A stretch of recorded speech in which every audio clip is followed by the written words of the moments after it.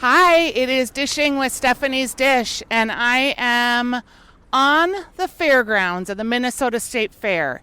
It is Wednesday, and I'm at the corner of Judson and Underwood Street walking towards the media preview that I am invited to for Nordic Waffles, which is in the West End. But I just have to tell you, the feeling of being on the grounds before it is opened is very fun. Everybody's got their vehicles, they're moving in. The gardens just look fantastic. There's no trash. The Cal spas are all set up. There's even people sitting in one, actually. Maybe they're testing it out. I don't know. But it is just beautiful to be out here as things are getting set up. Oh, there's the Anchor Coffee House.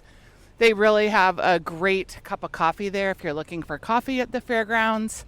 And it just looks so beautiful. The fair is going to be super fun this year. I have always been someone that has enjoyed the Minnesota State Fair, but I have to say, since I moved to St. Paul, it's just been even better. I could ride my bike, we've motorcycled in here, and since we've lived in St. Paul, we actually come sometimes almost every day, which probably seems a little excessive to some. We started doing Podcast on a Stick, which is the State Fair podcast that I do with Hubbard Broadcasting and Steph March last year, and we're going to do that again this year. And it has really been fun. It gives us a very different perspective of the fair because we're here every day. And I'm in places at the fair that I wouldn't normally be in, watching the 4-H show or talking to a family at the Peg Diner as they're sitting and having their breakfast. We're here at different times that maybe I wouldn't have been at with my family. So it's just been super fun. I've really enjoyed doing that podcast and getting those state fair stories and learning new things. So just to give you a visual, there's literally cars everywhere. It is a well-orchestrated machine, but all of these people have to get their products in, have to get everything situated. I just am going by the Peaches stand, which looks real nice. It's going to be real fun. They're going to have kombucha on tap. Hi, Peaches! Everybody is here getting set up, and it's just so clean and fresh. There's the ballpark, and they're going to have 12 Minnesota-specific brews that are brewed just for the fair. Ooh, and here is the Minnesota Vikings booth that I don't know what it was before, but they've done a really good job of repurposing it. And the Vikes, hey, I'm kind of a fair weather fan, but they've won their 2 preseason games, so that's got to be good luck. Walking past the brand new, refurbished, gigantic Pronto Pup stand that opened a couple years ago, where you can really see the Pronto Pups being made, and whether you're a Pronto Pup or whether you're corn dog, I know people have strong feelings about it. You can find them both at the State Fair. Let's see what else we have here. Employees being trained, putting their tchotchkes together, getting their swag bags ready, because everybody needs to have a good swag bag at the fair. Let's see, heading my way down to West End, heading along the grandstand. So at my talk, we have a booth that was built out for us last year. And what people don't realize is a lot of these booths are used year-round. They're used for things like storage of t-shirts or promotional items. Here's the KS95 booth. Our sister folks, our friend Julie, she's getting everything set up. T-shirts ready to go. Also, the Italian Junction has built out a nice little patio here that is real sweet. And just really looking forward to State Fair. In addition to State Fair, I have been frantically getting my garden goodies out of Hilltop, and I'll just give you an update there, because man, oh man, I have honestly 100 tomatoes that are on the vine there, and my biggest worry is that I'm not going to be here for when they ripen up. And I really might not be, you guys, which would be such a bummer.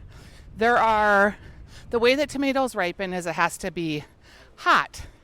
And it's been kind of cool there the last couple weeks. So I have all these tomatoes ready to go, but I haven't been able to harvest any of them.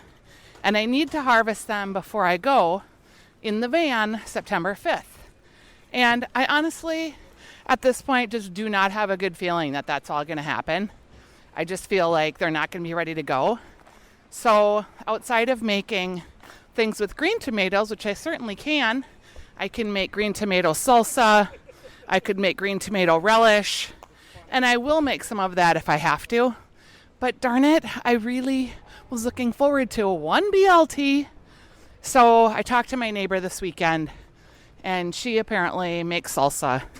So I said, look, I'll give you the lowdown before we head out, but if I have a giant garden full of red, juicy, ripe tomatoes and peppers and jalapenos and onions, could you please just pick them, make some salsa, give me a few jars and enjoy it, and I'll have better planning for next year.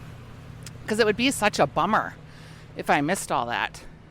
So that is what is happening in the garden. The beans are done. So I probably need to pull the plants out, but I haven't yet. Cukes are still giving. We made pickles last night at 10 o'clock because I had to get home for fair coverage. So I think we've counted 24 jars of pickles with some hot ones. I did a few sweet, but they're not my favorite. I mostly did them for my husband. So we've pickled our faces off. The zucchini, I think we'll probably get one more round, but they're pretty small and kind of petering out. Swiss chard is still giving. Lettuce is pretty much done. I could reseed it for fall lettuce, but since we won't be around too much, I'm not going to. But I have to say, the garden this year has just been a blast. We've had so much fun with it. Can't wait to think about the different things that I'll do next year. Broccoli this year, kind of a waste of space. Probably won't continue to do that, but maybe I'll try cauliflower.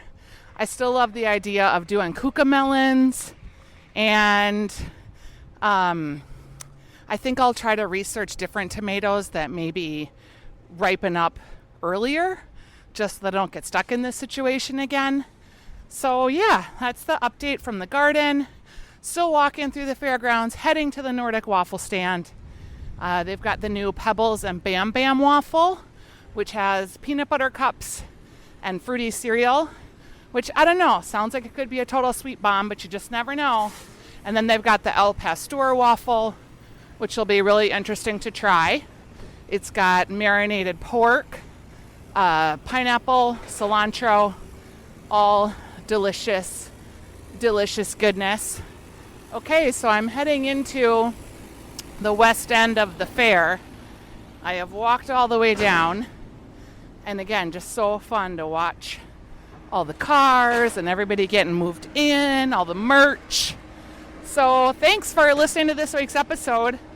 I'm going to be doing a lot of state fair coverage in the next couple weeks, so you can check that out at Weekly Dish, of course.